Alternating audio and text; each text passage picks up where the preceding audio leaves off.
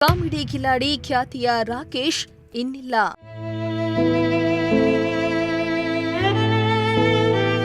ಹೃದಯಾಘಾತದಿಂದ ಕೊನೆಯುಸಿರೆಳೆದ ಹಾಸ್ಯ ಕಲಾವಿದ.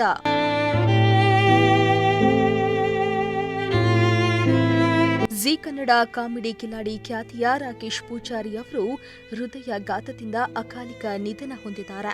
ಕಾಮಿಡಿ ಕಿಲಾಡಿ ಶೋ ಮೂಲಕ ಸದಾ ಎಲ್ಲರನ್ನ ನಗಿಸ್ತಾ ತನ್ನ ಕಷ್ಟದ ಜೀವನದಲ್ಲಿಯೂ ಅವಮಾನಗಳನ್ನ ಮೆಟ್ಟಿ ನಿಂತು ತನ್ನ ಹಾಸ್ಯದ ಮೂಲಕ ಎಲ್ಲರ ಮನ ಗೆದ್ದಿದ್ದ ರಾಕೇಶ್ ಅವರು ಅಕಾಲಿಕ ಮರಣ ಹೊಂದಿದ್ದಾರೆ.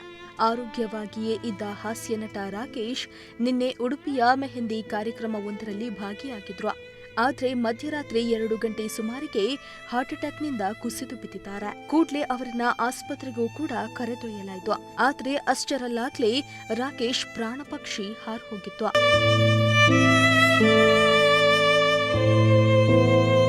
ಉಡುಪಿ ಮೂಲದ ರಾಕೇಶ್ 2018ರ ಜೀ ಕನ್ನಡ ವಾಹಿನಿಯ ಕಾಮಿಡಿ ಕಿಲಾಡಿಗಳು ಸೀಸನ್ 2ರ ರನ್ನರ್ ಅಪ್ ಆಗಿದ್ರು. ಕಾಮಿಡಿ ಕಿಲಾಡಿ ಶೋ ಬಳಿಕ ರಾಕೇಶ್ ತುಳು ಹಾಗೂ ಕನ್ನಡದ ಕೆಲ ಸಿನಿಮಾ ಹಾಗೂ ಸೀರಿಯಲ್ಗಳಲ್ಲಿ ನಟನೆಯನ್ನ ಮಾಡಿದ್ರು. ಜೀ ಕನ್ನಡದ ಹಿಟ್ಲರ್ ಕಲ್ಯಾಣ ಸೀರಿಯಲ್ನಲ್ಲಿಯೂ ಕೂಡ ರಾಕೇಶ್ ನಟಿಸಿ ಸೈ ಎನಿಸಿಕೊಂಡ್ರು. ಅಲ್ಲದೆ ತನ್ನ ಹಾಸ್ಯ ಚಟಾಕಿಯಿಂದಲೇ ಕನ್ನಡಿಗರ ಮನಗೆದ್ದಿದ್ರು. ರಾಕೇಶ್ ಅಕಾಲಿಕ ಮರಣದಿಂದಾಗಿ ಸಾವನ್ನಪ್ಪಿದ್ದಾರೆ.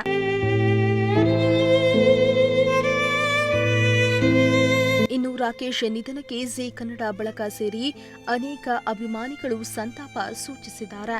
ನಟಿ ರಕ್ಷಿತಾ ಪ್ರೇಮ್, ನಟ ಶಿವರಾಜ್ ಕೆಆರ್ ಪೇಟೆ ಸೇರಿ ಹಲವಾರು ಮಂದಿ ಸೋಷಿಯಲ್ ಮೀಡಿಯಾದಲ್ಲಿ ಸಂತಾಪ ಸೂಚಿಸಿದ್ದಾರೆ. ಇನ್ನು ಮುಂದೆ ರಾಕೇಶ್ ಜೊತೆ ಮಾತನಾಡಲು ಸಾಧ್ಯವಿಲ್ಲ ಎಂದು ಒಪ್ಪಿಕೊಳ್ಳಲು ಸಾಧ್ಯವಾಗ್ತಾ ಇಲ್ಲ. ಕಾಮಿಡಿ ಕಿಲಾಡಿಗಳು ನನ್ನ ಹೃದಯಕ್ಕೆ ತುಂಬಾ ಹತ್ತಿರವಾದ ಶೋ. ರಾಕೇಶ್ ವಿಭಿನ್ನವಾದ ವ್ಯಕ್ತಿ.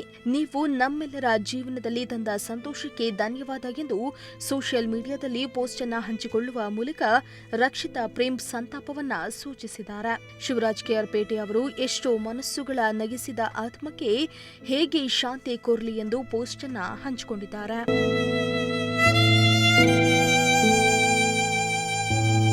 ಸದಾ ನಗುತ್ತಾ ತನ್ನ ಸುತ್ತ ಇರುವವರನ್ನ ಕಾಮಿಡಿ ಮೂಲಕ ನಗಿಸ್ತಾ ಇದ್ದ ಕಾಮಿಡಿ ಸ್ಟಾರ್ ರಾಕೇಶ್ ಇನ್ನು ಬಾಳಿ ಬದುಕಬೇಕಿತ್ತು. ಆದರೆ ವಿಧಿಯ ಕ್ರೂರತೆಗೆ ಕಾರ್ಯಕ್ರಮದಲ್ಲಿ ನಗಿಸ್ತಾ ಡ್ಯಾನ್ಸ್ ಮಾಡುತ್ತಲೇ ಕುಸಿದು ಬಿದ್ದು ಕೊನೆಯುಸಿರೆಳೆದಿದ್ದು ಮಾತ್ರ ದುರಂತವೇ ಸರಿ. ರಾಕೇಶ್ ಅವರ ಆತ್ಮಕ್ಕೆ ಶಾಂತಿ ಸಿಗಲಿ ಎಂದು ಪ್ರಜಾಶಕ್ತಿ ಪ್ರಾರ್ಥಿಸ್ತಾ ಇದೆ. Bureau report, Prajashakti TV, Tumakuru.